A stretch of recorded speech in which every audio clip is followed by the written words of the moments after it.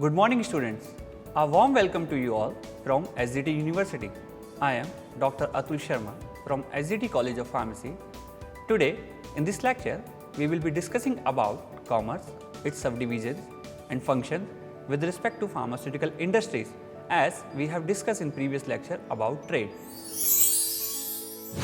Let's study about the commerce. First, we'll start with the definition of commerce. It is defined as an organized system for the exchange of commodities and the distribution of finished products, and it is also concerned with the distribution of goods and services produced by an industry. Production of goods and services for the satisfaction of human wants is the main objective of an industry. Taking these goods and services to the people for whom these are produced is the overall aim of all commercial activities. Commerce serves as a valuable link between consumer and producers. According to James Stephenson, commerce embraces all those processes which help to break the barrier between producers and consumers. It is the sum total of those processes which are engaged in the removal of hindrance of a person from trade, place like transport and insurance, and time like warehousing in the exchange of commodities. Let's discuss about component of commerce, that is trade and aids to trade. Components or subdivision of commerce. The commerce has two subcomponents, that is trade and aids to trade, also known as auxiliaries to the trade. In the last two lectures, we have discussed about trades, its classification and their features. Now, we'll study about auxiliaries to the trades or aids to the trade. Aids to the trade are also known as function of commerce or branches of commerce, which works around trade. Let's discuss all of them one by one. Transport. It is a process of carrying the goods and person from one place to another. Transport removes the hindrance of the places. It assists trade by moving goods from the place of its production to location where they are to be sold or they are to be consumed. A well-knit transport system plays a very important role in the economic development, social welfare, and political integration of a country.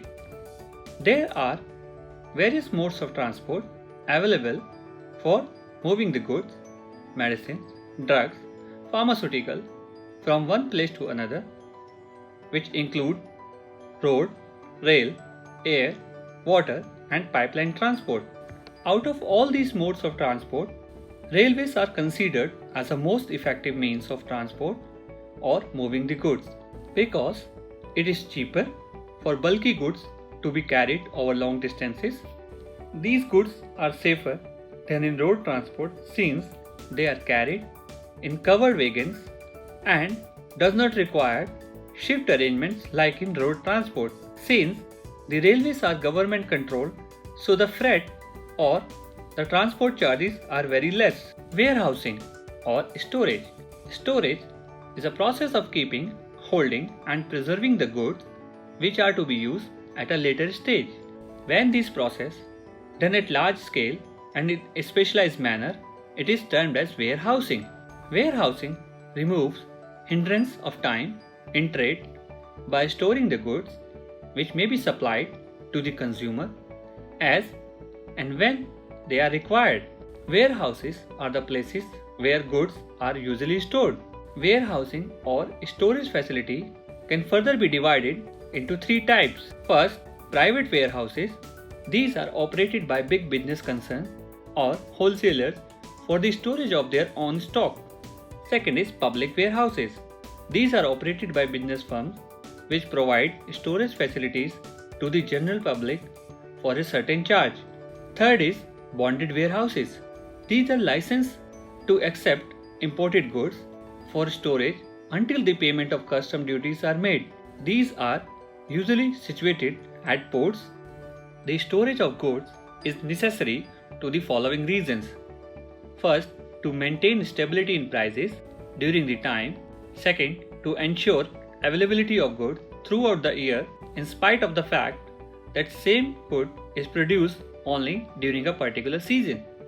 Third, to ensure continuous availability of goods in the market, its proper storage, which is generally essential. Certain goods such as drugs, chemicals, etc. are required to be properly stored to prevent their destruction or damage. Third is banking. Banking removes the hindrance of finance in a business. Finance or capital is the lifeblood of any businesses. Usually, a large amount of money is required for the production and marketing of goods and services. The finance can be raised from own resources, commercial banks, shares, debentures, financial institutions, trade, or trade creditor. Banking system provides the following services to the customer. It provides loans and advances for purchase of raw materials and machinery. It also provides overdraft facilities. It also provides the facilities of discounting of bills. It provides foreign exchange, issuing letter of credit, thus giving assistance to foreign trade. Let's discuss about insurance. Any business activity entail various types of risk. Example, fire, accident, theft, storms, floods, or natural destructions like earthquake. Business destructions like change in price or price reduction, change in demands and supply conditions, dishonesties of employees and partners, lockouts, etc. All the above mentioned risks are covered by insurance companies provided premiums have been regularly paid. An insurance company performs a usual service by compensating the trades for the losses due to the fire, theft, flood, and other natural calamities. This insurance can be of following types, that is, life insurance. It provides for the payment of a stipulated sum of money to the insured person on expiry of a specified number of years or on his or her earlier death. Fire insurance. The insurance company undertakes to make a payment equal to the value of goods or damage suffered as a result of fire. Marine insurance. The risks covered are loss or damage to be insured vessels, cargo, or passengers during transportation on the high seas. Last is general insurance. It covers the risk of loss due to theft or specified happenings. Let's discuss the packaging. Packaging removes all the hindrances of risk of spoilage. Packing refers to the wrapping, crafting, filling, and compression of goods, whereas packaging is concerned with the creation and designing of proper package for different products. Proper packaging is also essential according to the Drug and Cosmetic Act and Rules 1945. It helps in identification of products if it is packed with a particular mark and design for its identification. Proper packaging of material also avoids deterioration of product. It also ensures the supply of products of right quantity, right quality, and weight to the consumers. Advertising and publicity. Advertising and publicity remove the hindrance of knowledge or information gap about the availability and uses of goods between traders and consumers.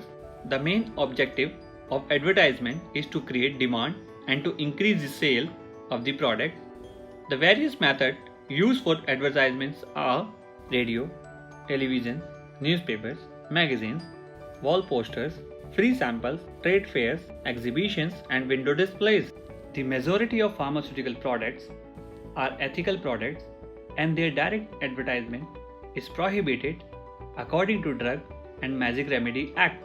However, general or home remedies products such as pain balm, inhalers, which do not require a prescription, or those are not prescription oriented products, for their purchase it can be advertised by any of the direct method used for advertisement. Hindrances of commerce. Production of goods and services for the satisfaction of human wants is the main objective of an industry. Reaching those goods and services to the people for where these are produced is the object of commerce. Commerce renders a variety of services to ensure that the passage of goods and services between the two is completed without any let or hindrance. Elimination of hindrances of a business or commerce. Business consists of all industries and commerce. It serves to remove several hindrances and solve many problems while facilitating the production and distribution of goods. The various hindrances removed by business are as follows. Hindrance of a person.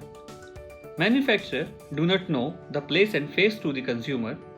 It is a retailer who knows the taste, preference, and location of the consumers. The chain of middlemen consists of wholesaler, agents, and retailer establish the link between the producers and consumers. Hindrance of place. Production takes place in one center and consumers are spread throughout the country and worldwide.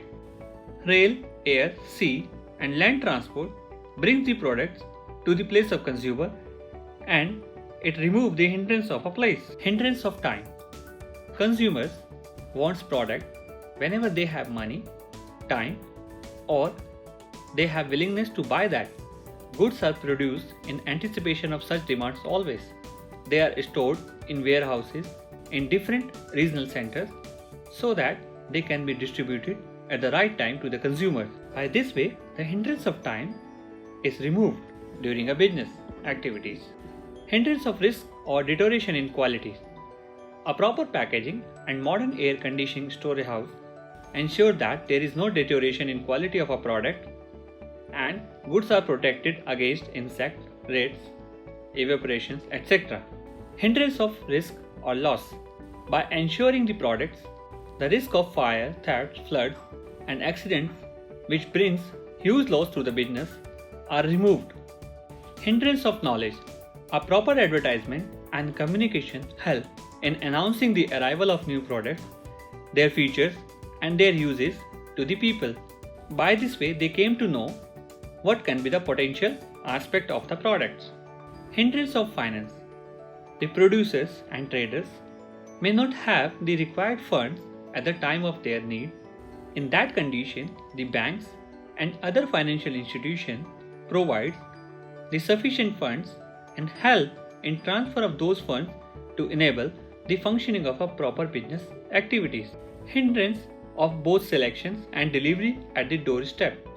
The e-commerce enables the consumer to select the product in the website and to place order online and make the payment after receiving the products at the doorstep, or it can be considered as payment on delivery, such as sometimes when we order the product with the e-commerce or online system, we have the option of cash on delivery. Hindrance of developing the exact product. The research and development help in developing the exact product or services which can satisfy the specific needs or wants of consumers. So today we have discussed about what is commerce, its subdivisions and function with respect to pharmaceutical industries. Next time when we meet, we will be discussing about elements of management and economics. Till then, keep learning, keep growing. See you next time.